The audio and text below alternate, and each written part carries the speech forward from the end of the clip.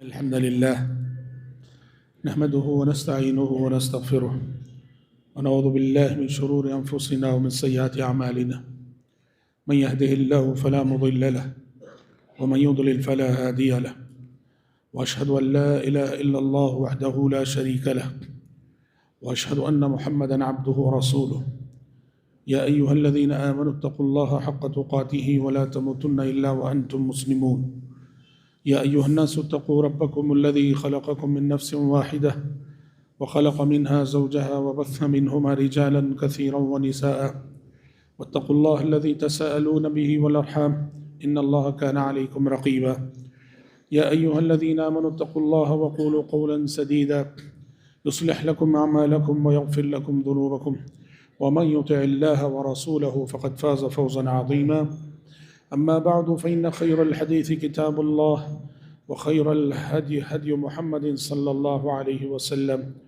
وشر الأمور محدثاتها وكل محدثة بدعة وكل بدعة ضلالة وكل ضلالة في النار.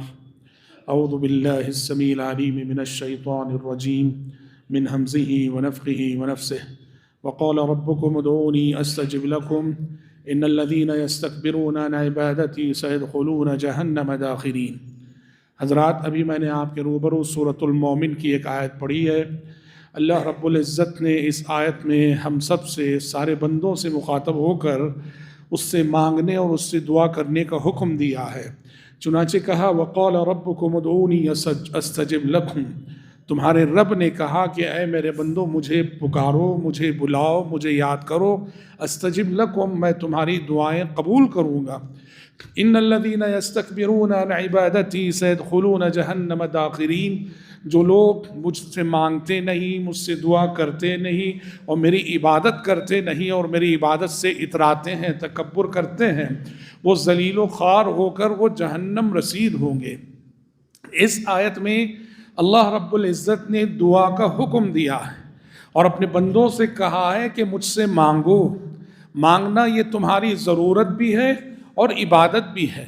مجھ سے مانگنا اس بات کی دلیل ہے کہ تم مجھے اپنا خدا سمجھتے ہو، اپنا معبود سمجھتے ہو، اپنا رب سمجھتے ہو، اپنا مشکل کشا سمجھتے ہو، اور میرا وعدہ ہے کہ جو بندے مجھ سے مانگیں گے میں ان کی دعاؤں کو قبول کروں گا. اور پھر کہا کہ جو مانگتے نہیں ہیں گویا وہ عبادت سے انحراف کر رہے ہیں، اور جو اللہ سے مانگتے نہیں، اس کی عبادت کرتے نہیں، ان کا انجام برا ہوگا. نسائی کی ایک حدیث میں آپ صلی اللہ علیہ وسلم نے کہا من لم یسأل اللہ تعالی یغضب علیہ، جو بندے اللہ سے مانگتے نہیں، اللہ سے پوچھتے نہیں، اللہ سے دعا کرتے نہیں، ایسے بندوں پر اللہ کو غصہ آتا ہے. تو حضرات، یہ آیت دعا کرنے کی تعلیم دیتی ہے، دعا کرنے کا حکم ہے.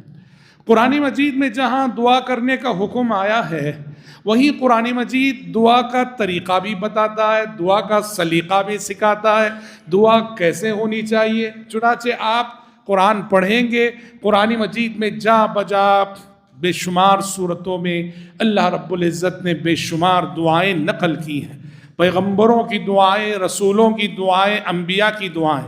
ان دعاؤں کو پڑھنے سے ہمیں سمجھ میں آتا ہے کہ رب العالمین سے مانگنے کا ادب کیا ہے، رب العالمین سے کیسے مانگنا چاہیے، کیا کیا مانگنا چاہیے اور کیا نہیں مانگنا چاہیے.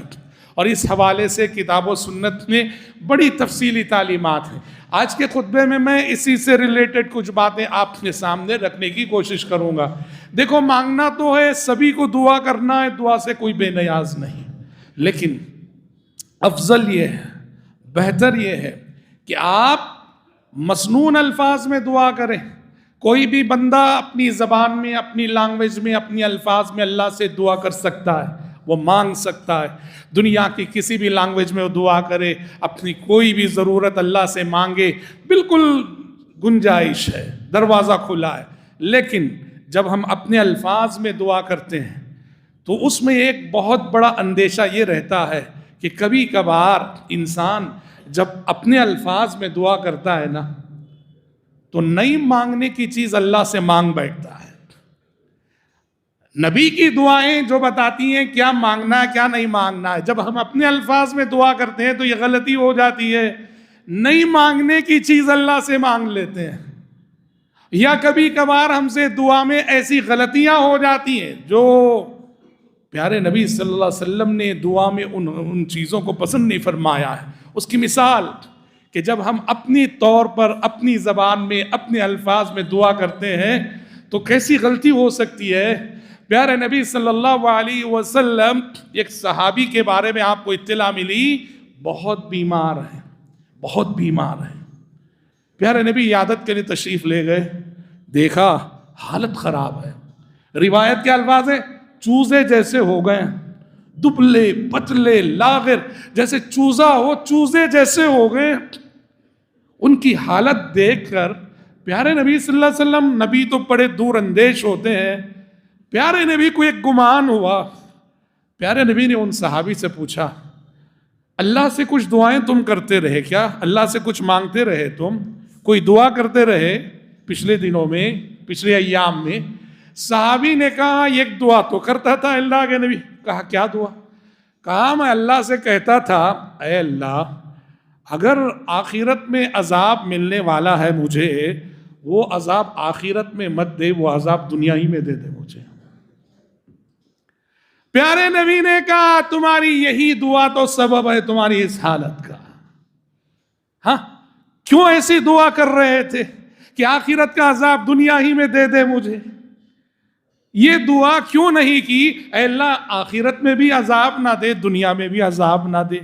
یہ دعا کیوں نہ کی؟ اس وقت آپ صلی اللہ علیہ وسلم نے کہا کہ کاش تم یہ دعا پڑھے ہوتے، یہ کہے ہوتے اور اپنے رب سے یہ مانگے ہوتے ربنا آتنا فی الدنیا حسنہ وفی الآخرۃ حسنہ وقنا عذاب النار.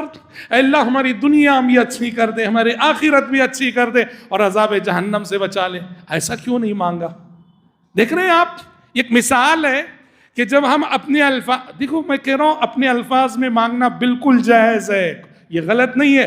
میں کہہ رہا ہوں جب ہم اپنے الفاظ میں دعا کرتے ہیں تو اپنی کم علمی کی وجہ سے کبھی کبھار ایسی غلطیاں ہو جاتی ہیں. اب ان صحابی کی وہ جو حالت ہوئی ان کی دعا کی وجہ سے ہوئی، انہوں نے وہ مصیبت مانگ کر لی اے اللہ آخرت کا عذاب مجھے دنیا ہی میں دے دے. وہ عذاب پیارے نبی نے کہا کہ ربنا آتینا فی الدنیا پڑھ لیتے کافی ہوتا. دوسری ایک اور مثال دعا میں جہاں غلطی ہوتی ہے جب ہم اپنے الفاظ میں مانگتے ہیں. صحابی رسول عبداللہ بن مغفل رضی اللہ عنہ، انہوں نے اپنے بیٹے کو سنا، ان کا لڑکا دعا کر رہا تھا اور اللہ سے مانگ رہا تھا اور کہہ رہا تھا اللہم انی اسألک القصر الابیض عن یمین الجنہ. کیا کہہ رہا تھا ان کا لڑکا؟ اے اللہ کل جب میں قیامت کے روز جنت میں تو مجھے داخل کرے گا تو مجھے جنت میں جو محل ہے نا وہ رائٹ سائڈ چاہیے، جنت کے رائٹ سائڈ میں چاہیے، اور وہ بھی وائٹ رنگ کا، وائٹ کلر کا محل چاہیے. اللہ تعالیٰ صحابی کے بیٹے اللہ سے مانگ رہے کہ جنت الفردوس کے رائٹ سائڈ وائٹ کلر کا محل چاہیے. عبداللہ بن مغفل رضی اللہ عنہ نے اپنے بیٹے سے کہا بیٹے جنت مانگو بس ہے، اللہم انی اسألک الجنہ بولو بس ہے، وتعوذ بہ من النار عذاب جہنم سے پناہ مانگو بس ہے. جنت مل جائے بس نہیں کیا، رائٹ سائڈ ملے، لیفٹ سائڈ ملے، ریڈ ملے، وائٹ ملے، بلیک ملے، یہ کیا تم نے چھیڑ رکھا ہے؟ پھر کہا میں نے نبی کریم صلی اللہ علیہ وسلم کو فرماتے ہوئے سنا لَيَكُونَنَّ فِي أُمَّتِي أَقْوَامٌ يَعْتَدُونَ فِي الطُّهُورِ وَالدُّعَاءِ. لَيَكُونَنَّ فِي أُمَّتِي أَقْوَامٌ، میری امت میں ایسے لوگ پیدا ہوں گے جو پاکی صفائیوں اور دعا کے سلسلے میں حد سے تجاوز کریں گے، غلو سے کام لیں گے. پتہ چلا کہ آپ صلی اللہ علیہ وسلم نے اس امت میں دعا کے حوالے سے جن فتنوں کا اندیشہ ظاہر کیا ہے اس میں سے ایک کیا کہ دعا میں غلو. کیا ہے غلو؟ جو نہیں مانگنا ہے وہ مانگتے ہیں. سمجھ رہے لوگ دعا کہ اے اللہ ساری دنیا کو ہدایت دے دے، بظاہر سننے کے لیے بڑی اچھی دعا ہے، ساری دنیا کو ہدایت دے دے، مگر یہ دعا اللہ کی ان سنتوں کے خلاف ہے، اللہ کے اس دستور کے خلاف ہے اور اللہ کے اس قانون کے خلاف ہے کہ اس زمین پر حق اور باطل ہمیشہ سے رہے اور ہمیشہ رہیں گے. حق بھی رہے گا، باطل بھی رہے گا، یہ اللہ کا قانون ہے. قیامت کی صبح تک حق اور باطل کی یہ جنگ جاری رہے گی، لڑائی جاری رہے گی، حق پرست بھی رہیں گے، باطل پرست بھی رہیں گے، یہ اللہ کا دستور ہے. ایسے میں جب میں یہ دعا کرتا ہوں اللہ ساری دنیا کو ہدایت دے دے، اس زمین پر کسی نافرمان کو مت رکھ، سب کو فرما بردار بنا دے، یہ اللہ کے قانون کے خلاف ہے، یہ دعا میں غلو ہے۔ تو بھائیو سب سے پہلی چیز جو یاد رکھی دعا کے سلسلے میں، کوشش کیجئے مسنون الفاظ، دعا کے وہ الفاظ جو قرآن میں آئے ہیں، دعا کے وہ الفاظ جو حدیثوں میں آئے ہیں، جو الفاظ نبی کریم صلی اللہ علیہ وسلم سے ثابت ہے، وہ دعا ان الفاظ سے آپ رب سے مانگا کریں۔ اچھا آپ کہیں گے یہ لمبی لمبی دعائیں کسے یاد ہوں گی؟ بھائی شروع میں دیکھ کے پڑھو، تو دیکھ کے پڑھو، کوئی ضروری نہیں کہ آپ دعا جو ہے یاد کر کے بیٹھ کر کے پڑھنے ہی سے قبول ہوتی ہے، نہیں، اگر جب تک یاد نہیں ہو رہی ہے آپ دیکھ کے پڑھیے اور دیکھ کے مانگیے اللہ تبارک و تعالیٰ سے، کوئی حرج نہیں، اور دھیرے دھیرے یہ دعائیں یاد ہو جائیں۔ قرآن اور حدیث کی دعاؤں کی سب سے بڑی خصوصیت یہ ہے کہ ان کے اندر جو جامعیت ہے اور ان کے اندر جو معنویت ہے، الفاظ کم سے کم ہوتے ہیں اور معنوں کے سمندر ان دعاؤں میں ہوتے ہیں۔ اور پیارے نبی کی عادت تھی کہ آپ دعا کے سلسلے میں ہمیشہ جامع دعاؤں کو پسند کرتے تھے، آپ صلی اللہ علیہ وسلم جامع دعاؤں کو۔ وَيَدَعُ مَا سِوَى ذَلِكَ، ام المومنین حضرت عائشہ فرماتی ہیں پیارے نبی جامع ترین دعاؤں کا انتخاب کرتے تھے، جامع الفاظ میں دعا کرتے تھے، باقی الفاظ کو چھوڑ دیا کرتے تھے، اور فرماتی ام المومنین سب سے زیادہ جو دعا ہمارے نبی کرتے تھے، ربنا آتنا فی الدنیا حسنہ وفی الآخرۃ حسنہ وقنا عذاب النار۔ دنیا اور آخرت کی ہر بھلائی اس میں آ گئی، دنیا اور آخرت کی کوئی بھلائی چوکی نہیں، چھوٹی نہیں اس دعا سے۔ ربنا آتنا فی الدنیا حسنہ وفی الآخرۃ حسنہ، اللہ دنیا میں بھی ہر اچھائی عطا فرما اور آخرت میں بھی ہر اچھائی عطا فرما، دنیا میں بھی ہر بھلائی عطا فرما اور آخرت میں بھی ہمیں ہر بھلائی عطا فرما، وقنا عذاب النار، اور عذاب جہنم سے بچا لے پروردگارہ۔ آپ بتاؤ کیا چھوٹا اس دعا میں؟ دنیا اور آخرت کی ہر بھلائی آ گئی۔ اسی لیے پیارے نبی صلی اللہ علیہ وسلم طواف کرتے ہوئے، حج ہو کہ عمرہ، طواف کے ہر چکر میں رکن یمانی اور رکن حجر اسود کے درمیان جب بھی آتے تھے آپ یہ دعا پڑھتے تھے طواف کے ہر چکر میں، ربنا آتنا فی الدنیا حسنہ وفی الآخرۃ حسنہ وقنا عذاب النار۔ بھائیو آپ کچھ نہ مانگے، ربنا آتنا کی دعا اگر آپ مانگ لیے، آپ نے دنیا بھی مانگ لی، آپ نے آخرت بھی مانگ لی، آپ نے اپنے اچھے انجام کا سوال بھی رب سے کر لیا۔ اس لیے پیارے نبی سے ثابت شدہ دعائیں اور قرآنی دعاؤں میں جو جامعیت ہے وہ ہمارے الفاظ میں نہیں آ سکتی ہے۔ قرآن پڑھیے، قرآن مجید پیغمبروں کی بہت ساری دعائیں نقل کرتا ہے، پیغمبروں کی دعاؤں کو غور سے پڑھنا چاہیے۔ ہمیں دعا کا طریقہ، قرینہ، سلیقہ سمجھ میں آتا ہے کہ دعا کس عاجزی سے مانگی جانی چاہیے، کس انکساری سے مانگی جانی چاہیے، اور دعا میں کیا کیا مانگنا چاہیے۔ بطور مثال اللہ کے جلیل القدر پیغمبر ہیں سلیمان علیہ السلام، یہ بھی اور ان کے والد بھی، انبیاء و رسول میں ان دونوں کی خصوصیت یہ ہے کہ اللہ نے ان دونوں پیغمبروں کو نبوت و رسالت کے ساتھ ساتھ اللہ نے ان دونوں کو خلافت بھی عطا کی تھی، اور بڑے ہنر، بڑی قابلیتیں، بڑی صلاحیتیں، لوہا نرم کر دیا تھا، تانبے کا چشمہ بہا دیا تھا، پرندوں کی بولیاں سنتے تھے، ہواؤں میں اڑتے تھے۔ فلائٹ تو 1 صدی کا سفر ہے، 1.25 صدی 1.5 صدی سے فلائٹ کا انسان اڑنے لگا، اور قرآن کہتا ہے کہ سلیمان علیہ السلام ہزاروں سال پہلے ہواؤں میں اڑ کر بتا دیے، ہزاروں سال پہلے ہوا میں اڑ کر بتا دیے سلیمان علیہ السلام اپنے تخت پر بیٹھتے تھے، ہوا کو حکم دیتے تھے، اور جدھر ان کا حکم ہوتا ہوا ادھر چلنے لگتی، ہواؤں میں اڑ کے دکھا دیا سلیمان علیہ السلام نے۔ اتنی نعمتیں حاصل کرنے کے بعد حضرت سلیمان علیہ السلام ایک دعا کرتے ہیں، بڑی پیاری دعا، بڑی پیاری دعا۔ جس کو بھی زندگی میں نعمت ملی ہوئی ہے اس کو یہ دعا کرنا چاہیے، اور جس کو نعمت اپنے ماں باپ سے وراثت میں آئی ہے اس کو بھی یہ دعا کرنی چاہیے، اور نعمتیں مال دولت کی شکل میں نہ بھی ملی ہوئی ہو تب بھی یہ دعا کرنی چاہیے۔ بڑی پیاری دعا جو اللہ سورۃ النمل میں نقل کرتا ہے، سلیمان علیہ السلام نے اللہ سے دعا کرتے ہوئے کہا، رب اوزعنی ان اشکر نعمتک التي انعمت علی وعلی والدی وان اعمل صالحا ترضاه وادخلنی برحمتک فی عبادک الصالحین۔ دیکھو رب پیغمبر بتاتے ہیں، سکھا رہے ہیں کہ اللہ سے کیا کیا مانگنا چاہیے.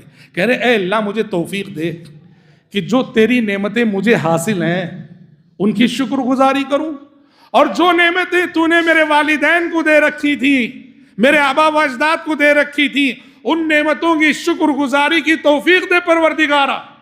اللہ کا شکر گزار بندہ بننے کے لیے اللہ ہی سے توفیق مانگنی چاہیے. سمجھ رہے؟ اور پھر کہا وَأَنْ أَعْمَلَ صَالِحًا تَرْضَاهُ، تیری شکر گزاری کی توفیق کے ساتھ ساتھ اے اللہ ایسے نیک عمل کی توفیق دے دے جس سے تو خوش ہو جائے. لوگ خوش ہوتے ہو، لوگ کیا کہتے ہو اس کی کوئی پرواہ نہیں، زندگی میں ایسے عمل کی توفیق دے جس سے تو خوش ہو جائے. وَأَدْخِلْنِي بِرَحْمَتِكَ فِي عِبَادِكَ الصَّالِحِينَ، اور پروردگارہ دنیا تو نے میری بنا دی، اب اپنے فضل و کرم سے ادخلنی برحمت. دیکھو وہ تو نبی ہے، نبی تو صالح ہوتا ہی ہے، پھر بھی ان کا تواضع، ان کی عاجزی، ان کی انکساری. وَأَدْخِلْنِي بِرَحْمَتِكَ فِي عِبَادِكَ الصَّالِحِينَ، اے اللہ تو اپنی رحمت سے اپنے نیک صالح متقی بندوں میں مجھے شامل کر لے. کتنی پیاری دعائیں انبیاء کی. سورہ یوسف پڑھو آپ. یوسف علیہ السلام اس مقام کو پہنچے کہ مصر کے تخت و تاج کے مالک بن گئے، مصر کے کرتا دھرتا بن گئے، سارا مصر ان کے اشاروں پہ چل رہا ہے. اور دنیا میں جو ترقی کا آخری زینہ ہوتا ہے، ترقی کی معراج ہوتی ہے، حکومت، سلطنت، خلافت، اقتدار، اختیار، کرسی، اس پر فائز ہونے کے بعد اور اقتدار حاصل کر کے انسانیت کی خدمت کرنے کے بعد یوسف علیہ السلام، ایک پورے قصہ یوسف کا خاتمہ قرآن ایک دعا سے کرتا ہے جو یوسف علیہ السلام نے کی تھی. کیا دعا ہے؟ فاطر السماوات والارض، فاطر السماوات والارض انت ولی فی الدنیا والآخرہ توفنی مسلما والحقنی بالصالحین رب قد آتیتنی من الملک وعلمتنی من تأویل الاحادیث. اے اللہ تو نے مجھے سلطنت عطا کی، شکر ہے تیرا. اور اللہ تو نے مجھے خوابوں کی تعبیر کا علم عطا کیا، شکر ہے تیرا. فاطر السماوات والارض، اے زمین و آسمان کی پیدا کرنے والی ذات، انت ولی فی الدنیا والآخرہ، دنیا میں بھی اور آخرت میں بھی تو ہی میرا دوست ہے، تو ہی میرا کارساز ہے، تو ہی میرا ولی ہے، دنیا میں بھی اور آخرت میں. اے اللہ بس تجھ سے اب ایک چیز مانگتا ہوں بس. کہا کیا؟ توفنی مسلمہ، میری زندگی کا خاتمہ اچھا کر دے، ایمان کی موت دے دے، اسلام کی حالت میں وفات دے، والحقنی بالصالحین، اور اچھی حالت میں موت دے کر عالم برزخ میں، قبر میں اور آنے والی آخرت میں اپنے نیک بندوں کے زمرے میں مجھے شامل کر دے. یہ انبیاء کی دعائیں، پیغمبروں کی دعائیں جو بتاتی ہیں کہ رب سے مانگتے ہوئے کس عاجزی سے مانگنا چاہیے اور کس انکساری سے مانگنا چاہیے. حضرت موسیٰ علیہ السلام کی زندگی کو پڑھیے آپ. پیغمبروں کی زندگی میں دعاؤں کا اثر، دعائیں کیا رنگ دکھاتی تھیں اور دعائیں کیا اثر دکھاتی تھیں. حضرت موسیٰ علیہ السلام کی زندگی پڑھیے آپ.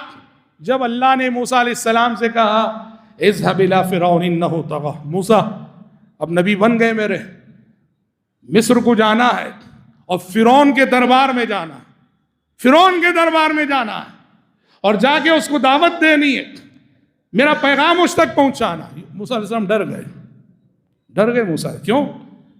فرعون ڈھونڈ رہا تھا موسیٰ علیہ السلام کو، بچتے بچاتے مصر سے نکلے تھے کیونکہ غلطی سے قتل ہو گیا تھا موسیٰ علیہ السلام کے ہاتھوں.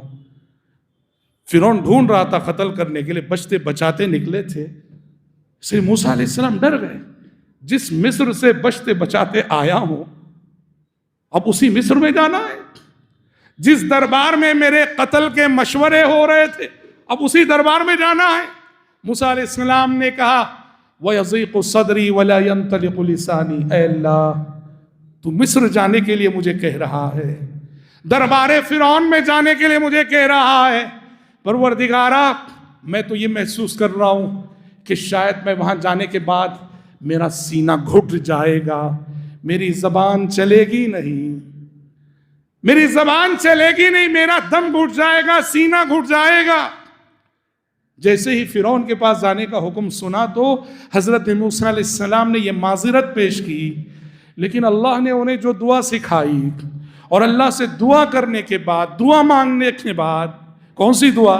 سورہ طٰہٰ میں اللہ نے وہ دعا نقل کی، رب اشرح لی صدری ویسر لی امری واحلل عقدۃ من لسانی یفقهوا قولی واجعل لی وزیرا من اہلی ہارون اخی اشدد به ازری واشرکه فی امری کی نسبحک کثیرا ونذکرک کثیرا انک کنت بنا بصیرا۔ سورہ طٰہٰ میں بڑی پیاری دعا ہے۔ ہاں، جب کہا گیا فرعون کے پاس جاؤ اور انہوں نے نفسیاتی طور پہ دباؤ محسوس کیا تو دعا کی شرح صدر کی کہا، رب اشرح لی صدری، اللہ مجھے میرے سینے کو کھول دے، شرح صدر فرما دے، ویسر لی امری، اور میرا یہ مشن میرے لیے آسان کر دے، واحلل عقدۃ من لسانی، اور اے اللہ میری زبان میں جو گرہ لگی ہے، بعض مفسرین کہتے ہیں لکنت تھی، میری زبان کی اس گرہ کو کھول دے، یفقہوا قولی، اور ایسی بات مجھے کرنے کی توفیق دے کہ جو اس کے دل میں اتر جائے، وَاجْعَلْ لِي وَزِيرًا مِّنْ أَهْلِي، اور پروردگارہ میں اکیلا ذرا ڈر محسوس کر رہا ہوں، میری فیملی سے میرا ایک مددگار کھڑا کر دے، کون؟ ہارون اخی، میرے بھائی ہارون کو میرے مشن میں میرا ساتھی بنا دے، وَأَشْرِكْهُ فِي أَمْرِي، میرے بھائی ہارون کو میرے مشن میں میرے ساتھ کر دے، کئی نسبحک کثیرا ونذکرک کثیرا، تاکہ ہم دونوں بھائی مل کر زیادہ سے زیادہ تیری حمد و ثنا کریں، تیرا ذکر کریں، تیری پاکی بیان کریں۔ اللہ نے کہا، قال قد اوتیت سؤلک یا موسیٰ، قال قد اوتیت سؤلک یا موسیٰ، موسیٰ تمہاری مراد منظور قبول ہو چکی، تمہاری دعا قبول ہو چکی، جو مانگا تم نے وہ اب تمہیں مل چکا، اب جاؤ۔ اور اس کے بعد سورۃ الشعراء پڑھیے، سورۃ الشعراء پڑھیے۔ مصر جانے کے بعد، دربار فرعون میں کھڑے ہونے کے بعد، موسیٰ علیہ السلام نے فرعون کو جو للکارا، فرعون کی آنکھوں میں آنکھیں ڈال کر اس سے جو بات کی اور اس کے سوالوں کے جو جوابات دیے، لاجواب کر کے چھوڑ دیا فرعون کو۔ موسیٰ علیہ السلام کے ایک ایک جملے پر ہکا بکا رہ گیا فرعون، دیوانہ ہو گیا، پاگل ہو گیا، سمجھ رہے؟ سورۃ الشعراء کے دوسرے رکوع میں وہ مضمون ہے، موسیٰ علیہ السلام اور فرعون کے درمیان جو سوال جواب چلے، وہ خود ایک لمبا مضمون ہے۔ کہیں دور دور تک کوئی خوف، کوئی ڈر جو انہوں نے شروع میں محسوس کیا تھا، کہا تھا کہ میرا سینہ گھٹ جائے گا، میری زبان چلے گی نہیں، وہی دربار تھا یہ جس دربار میں چند دن پہلے ان کے قتل کے مشورے ہو رہے تھے، اور آج اللہ نے اسی دربار میں بھیجا تو دعائے رب اشرح لی صدری کا کرشمہ ہے کہ اس کے دربار میں کھڑے ہو کر اسے لاجواب کر دیا موسیٰ علیہ السلام نے۔ دعائیں اس طرح اپنا رنگ دکھاتی ہیں بھائیوں، اپنا اثر دکھاتی ہیں بھائیوں، جب ادب سے مانگا جائے، سلیقے سے مانگا جائے، قرینے سے مانگا جائے، اور ہماری زندگی میں قبولیت دعا کے سلسلے میں کوئی رکاوٹ نہ ہو تب۔ اس لیے پیغمبروں کی دعائیں، پیارے نبی سے آئی ہوئی دعائیں، ان دعاؤں کو یاد کرو، اپنے سینے کو، اپنے دل کو دعاؤں کا گھر بنا دو۔ قرآن کی آیتیں جیسے بیہٹ کرتے ہو، دعاؤں کو یاد کرو، دنیا اور آخرت کی ہر بھلائی ہے۔ دیکھو ہماری اور آپ کی زندگی کی ہزار ٹینشن ہیں، ہزار الجھنیں ہیں، زندگی مسائل کا سفر ہے، آپ دعاؤں کو معنی کے ساتھ پڑھو، آپ کو لگے گا یہ دعائیں میری اور آپ کی زندگی کی ہر الجھن کا حل پیش کر رہی ہیں۔ کیا کیا مانگا ہے پیارے نبی نے اللہ تعالیٰ سے؟ دیکھو صبح و شام پیارے نبی کچھ دعائیں کرتے تھے، صبح فجر بعد، شام کو مغرب سے پہلے، تقریباً 20 کے قریب دعائیں ہیں جو ثابت ہیں جو پیارے نبی مانگا کرتے تھے۔ اس میں سے ایک دعا ہے، بڑی پیاری دعا، آپ ذرا اس کے معنی پہ غور کرو۔ میری اور آپ کی جو پرسنل لائف ہے، فیملی لائف ہے، بزنس لائف ہے، اس سے ریلیٹڈ کتنی باتیں دیکھیے۔ اللہم انی اسألک العافیۃ فی الدنیا والآخرہ، اللہم انی اسألک العفو والعافیۃ فی دینی ودنیای واہلی ومالی، اللہم استر عوراتی وآمن روعاتی، اللہم احفظنی من بین یدی ومن خلفی وعن یمینی وعن شمالی ومن فوقی واعوذ بعظمتک ان اغتال من تحتی۔ بہت پیاری دعا، کیا ہے دعا؟ اللہم انی اسألک العافیۃ فی الدنیا والآخرہ، اے اللہ میں دنیا اور آخرت میں تجھ سے عافیت مانگتا ہوں، مجھے دنیا میں بھی عافیت سے رکھ اور آخرت میں بھی عافیت سے رکھ۔ اللہم انی اسألک العفو والعافیہ، اے اللہ میں تجھ سے عفو درگزر کا سوال کرتا ہوں اور عافیت مانگتا ہوں، فی دینی و دنیایا، میرے دین کو عافیت میں رکھ، میری دنیا کو عافیت میں رکھ، نہ میرے دین کو کوئی نقصان پہنچے، نہ میری دنیا کو کوئی نقصان پہنچے، نہ میرے ایمان کو کوئی نقصان پہنچے، نہ میرے بزنس کو کوئی نقصان پہنچے، سمجھ رہے؟ وَأَهْلِي، اے اللہ میں تجھ سے عافیت مانگتا ہوں میرے فیملی کے لیے، آج میں نے صبح کی ہے، آج میں نے شام کی ہے، میرے سارے فیملی ممبرز عافیت میں رہیں، کوئی بیمار نہ ہو، کسی کو کوئی نقصان نہ پہنچے، میرے سارے فیملی ممبرز محفوظ رہیں۔ وَمَالِي، اے اللہ میرے مال میں عافیت مانگتا ہوں، میرے مال کو محفوظ رکھ، میرے کاروبار کو محفوظ رکھ، میرے بزنس کو محفوظ رکھ، میری جائیداد کو محفوظ رکھ۔ ہاں وَمَالِي، اس کے بعد اللہم استر عوراتی، اے اللہ میں تیرا بندہ ہوں، میرے اندر کچھ کمزوریاں ہیں، کچھ ویکنس ہے، میرے کچھ کمزوریاں ہیں جو تیرے بندے نہیں جانتے، اے اللہ آج تک تو نے میرے کمزوریوں پہ پردہ ڈال رکھا ہے، ہمیشہ اسی طرح پردہ ڈالے رکھ، میرے عیبوں کو چھپا دے پروردگار۔ کیا بڑی بات ہے، اللہم استر عوراتی، میری کمزوریوں اور میرے عیبوں کو چھپا دے پروردگار۔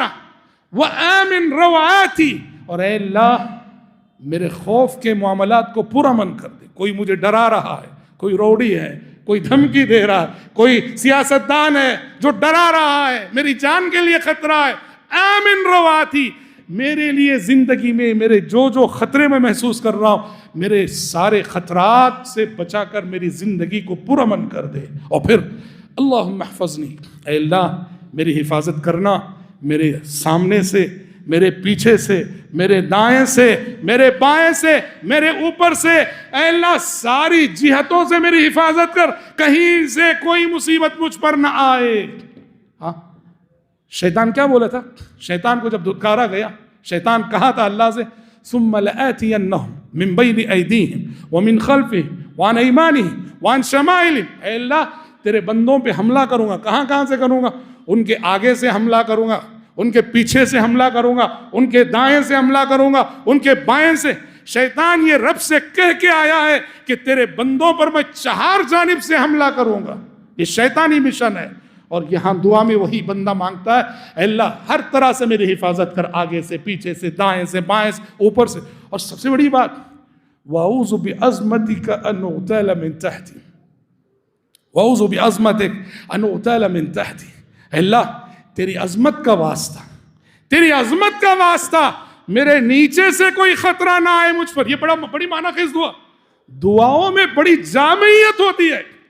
ایک زمانے میں کی گئی دعا دوسرے زمانے کے حالات میں کیسے فٹ ہوتی ہے۔ اے اللہ میں تیری عظمت کا واسطہ دیتا ہوں کہ نیچے سے کوئی خطرہ مجھ پہ آئے۔ اب پرانے زمانے میں نیچے سے آنے والا خطرہ کیا تھا؟ زلزلہ تھا۔ لیکن آج جب ہم فلائٹ کا سفر کرتے ہیں، جب ہم فلائٹ میں اڑ رہے ہوتے ہیں، اس وقت اعوذ بعظمتک ان اغتال من تحتی، یہ کتنا معنی خیز ہے۔ اے اللہ میں تیری عظمت کا واسطہ دیتا ہوں نیچے سے کوئی خطرہ نہ آئے مجھ پر۔ فلائٹ میں اڑتے ہوئے یہ دعا پڑھو تو اتنا سکون مل جاتا ہے، خاص کر سفر کی دعا۔ سفر کی دعا کے معنی پہ غور کرو۔ 1400 سال پہلے جب انسان گھوڑے، گدھے اور اونٹ کی سواری کی سوا کوئی سواری نہیں جانتا تھا، وہ دعا آج جب انسان فلائٹ میں اور ٹرین میں اور بڑی بڑی گاڑیوں میں سفر کر رہا ہے، اور آج کل کے جو سفر کے حالات ہیں، 1400 سال پہلے سکھائی گئی وہ دعا آج کے حالات پہ کیسے منطبق ہوتی ہے، سفر کی دعا پڑھ کے دیکھیے۔ اس لیے پیارے نبی سے آئی ہوئی دعاؤں میں جو جامعیت ہے، جو معنویت ہے، جو گہرائی ہے، وہ ہمارے الفاظ میں نہیں آ سکتی۔ بھائیوں اپنے الفاظ میں بھی کرو دعا، لیکن کوشش کرو کہ دعائیں یاد کرو، چھوٹی چھوٹی دعائیں، اور پھر بڑی بڑی دعائیں۔ جیسے میں نے کہا کہ دیکھ کر پڑھو، کیا ضروری ہے کہ آپ حفظ کر کے ہی پڑھیں۔ سورۃ الحشر میں اللہ نے ایک اور پیاری دعا سکھائی، دعائیں بہت ہیں، ہاں ہمارے معاشرے کو ضرورت۔ والذین جاءوا من بعدهم یقولون ربنا اغفر لنا ولإخواننا الذين سبقونا بالإيمان ولا تجعل في قلوبنا غلا للذين آمنوا ربنا إنك رؤوف رحيم۔ انصار اور مہاجرین کا ذکر کیا اللہ تبارک و تعالیٰ نے۔ انصار اور مہاجرین کا ذکر کرنے کے بعد قرآن کہتا ہے والذین جاءوا من بعدهم، ان کے بعد آنے والی نسلیں یہ دعا کرتی ہیں۔ کیا دعا کرتی ہیں؟ ربنا اغفر لنا، اللہ ہماری مغفرت فرما دے۔ مغفرت سب سے بڑی چیز ہے۔ ہم گنہگار ہیں، جان بوجھ کے بھی ہم سے گناہ ہوتے ہیں، انجانے میں بھی ہوتے ہیں. تو کہا والذین جاءوا من بعدہم، جو بعد میں آنے والی نسلیں ہیں وہ یہ دعا کرتی ہیں ربنا اغفر لنا، اے اللہ ہمیں معاف فرما دے، ولاخواننا الذین سبقونا بالایمان، اور ہمارے وہ سارے مومن بھائی اور بہنیں جو ایمان کی حالت میں دنیا سے گئے ان کو بھی معاف فرما دے. سارے مرحومین 1400 سال میں گزرے ہوئے، جب بھی گزرے ہوئے ایمان کی حالت میں صحت عقیدہ پہ جن کی وفات ہوئی ہے. دیکھو قرآن کہہ رہا ہے کہ سارے اہل ایمان کو اپنی دعاؤں میں یاد رکھنا یہ صاحب ایمان کا اخلاقی فرض ہے، صرف اپنا اپنے بیوی بچے نہیں. اللہ ہمیں بھی معاف کر دے اور ہمارے ان سارے بھائی بہنوں کو معاف کر دے جو اس دنیا سے گئے ایمان کی حالت میں. اور اس کے بعد بڑی پیاری دعا وَلَا تَجْعَلْ فِي قُلُوبِنَا غِلًّا لِّلَّذِينَ آمَنُوا، اور پروردگارا ایمان والوں کے حق میں ہمارے دل میں ذرا بھی کینہ کپٹ نہ رکھ، ایمان والوں کے حق میں ہمارا دل آئینے کی مانند صاف ہو.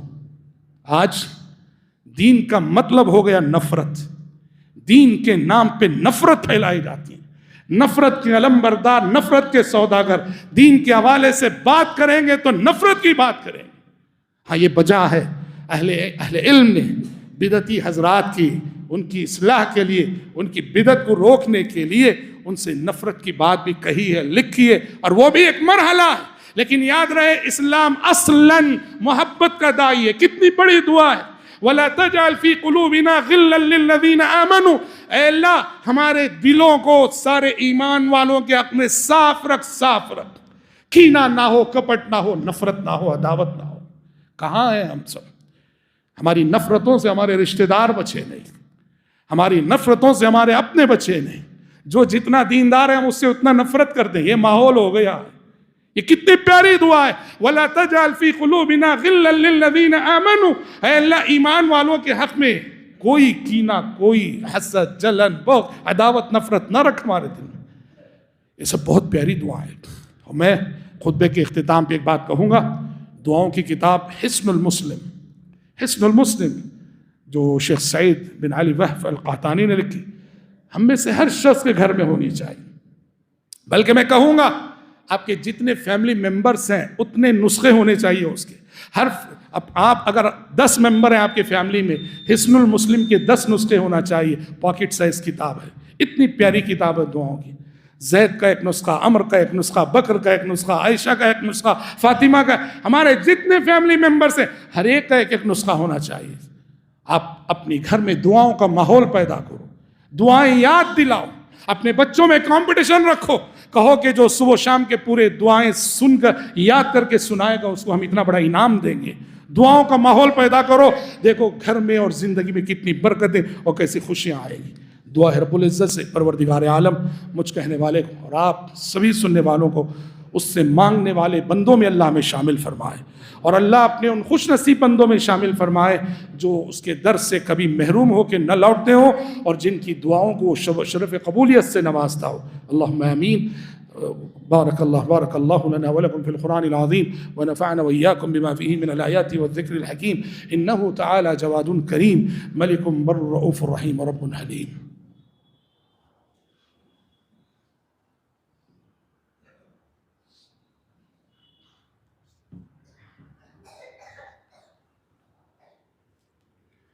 إن الحمد لله نحمده ونستعينه ونستغفره ونعوذ بالله من شرور أنفسنا ومن سيئات أعمالنا. من يهده الله فلا مضل له ومن يضلل فلا هادي له.